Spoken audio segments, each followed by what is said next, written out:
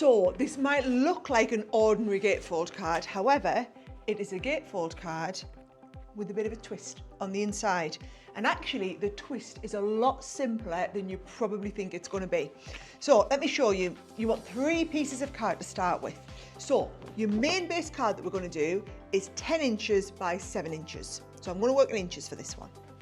Then these 2 pieces of card are also 10 inches, but we only need them 5 inches deep. So 1 to do your mats and layers with. Now I start with the first base piece of card. I'm going to use my Scoremaster and I'm working on the inches side.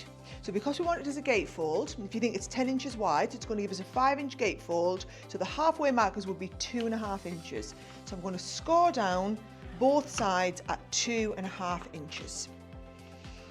And then once you've given them a score, bring them in, burnish those side crease lines, and that is going to give you a really lovely professional finish. So there's our gatefold, okay? Now, for the other base card, I'll start with the background. What you're going to do is we're going to score the same again. So we're going to score at the 2.5 inch mark on either side. And then in the center, what I want you to do is instead of scoring, I just want you to mark the little 5 inch at the top. Same at the bottom. So what I normally do is I bring my tool down to the bottom of the 5 and I come up from the bottom. So I've now marked the top and the bottom there with the 5 inch mark.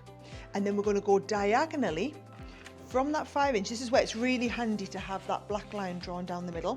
We're going to go from the 5 inch out to the point. So we're coming straight out there.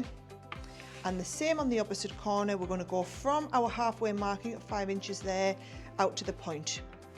And what that should do is that should give you the crisscross coming along the side. And then do that on the opposite corner, so from the center right out to the point. And then we're going to come from the center out to the point.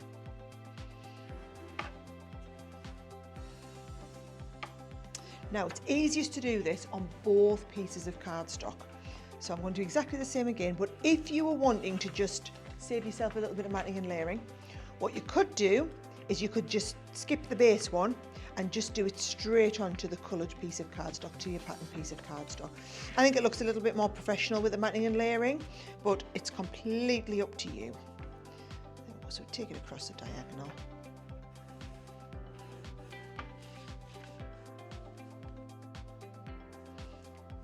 And right up to the top there.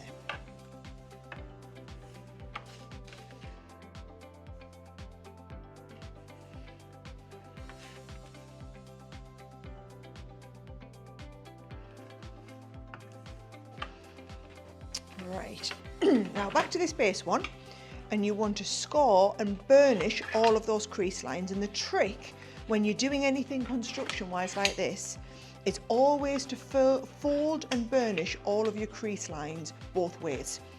So you want those really professional creases one way and then the other.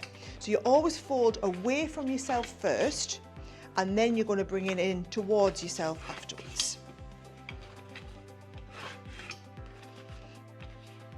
Away from ourselves first, and then to it. You can see it's starting to fall into place already there. Yeah, see, it just wants to fall into place. That's the beauty of it. I'm going to fold it both ways so that we'll get that nice crease. So once we've got that, you can see these bits are going to fold in. We're going to do the same here, and that's what gives us that lovely shape that's going to go in the inside of the card. Right, now for this one here, I'm going to bring in my trimmer, and what I'm going to do is I'm going to trim, but I'm just trimming, instead of trimming on the score line, I'm just trimming slightly to the right of the score line, because what I want to do is I want to use this for my mats and layers. So I'm just trimming them ever so slightly smaller. So trim the score line and then trim that score line completely away. And then the same here, we're going to trim just to the side of the score line and then trim that score line away. It's going to give me the slightly larger one and the 2 smaller pieces. And you're going to do that now with all of these edge pieces. And that is going to give you exactly the right size to do all of your mats and layers. Now, to do the flat sticking, your Collall All-Purpose is going to be the best one to use. And the reason I would say that is because you've got that little bit of manoeuvrability time. So what I'm doing is putting plenty of glue across the whole base here. And then I'm going to be able to position each of these in place. But if you look, see, we can pop this down and manoeuvre that into place. So if it's not quite where we want it, we can manoeuvre it exactly. If you use a tape pen, then it's got to be right exactly as you put it down, which does put a lot of pressure on. So if you're not always someone who gets it exactly in the right spot first time and you want that little bit of manoeuvrability, use your tacky glue, because the beauty of it is, as well as any excess glue that's coming out of the sides here, just rubs away. You can see that it's just rubbing into place. I've even got manoeuvrability time there on that one that I just laid down a few seconds ago.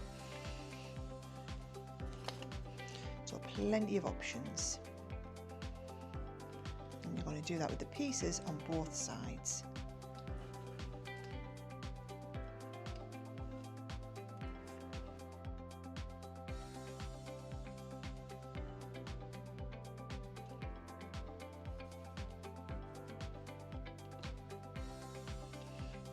So you can see there, just all that excess glue is just rubbing away, and what you'll find is it won't interfere with the mechanism, as we've got that advanced folded piece to go in the centre of our card.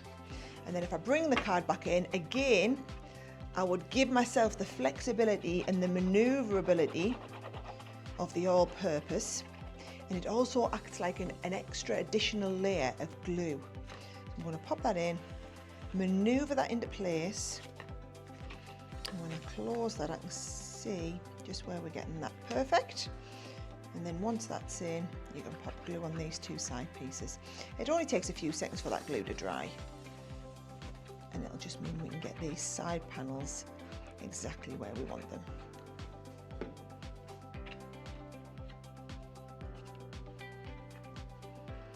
The other thing is, you'll find sometimes the card will give as it's moving from open to closed, and again that glue will give you the flexibility to get that perfect. There we go.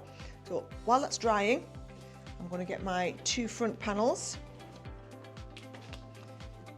and I'm going to stick those in place, and I've just done a little bit of matting and layering. What you find is, when you've got an exciting something or other going on inside the card, you don't need to overdo the front of the card.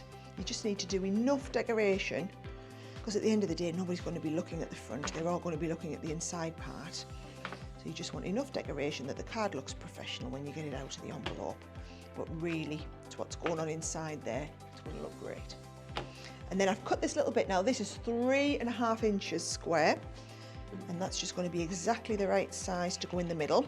This is what you might want to write your greeting on, or maybe you want to stamp a greeting to go in the centre. And then I've just got a nice little butterfly that I'm going to add in here just to finish that off nicely.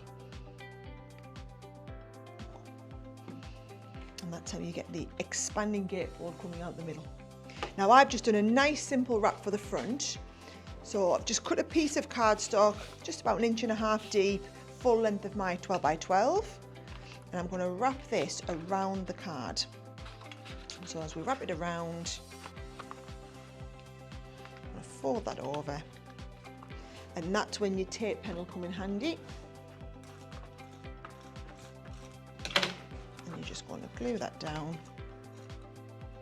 Got that nice wrap to hold it in place.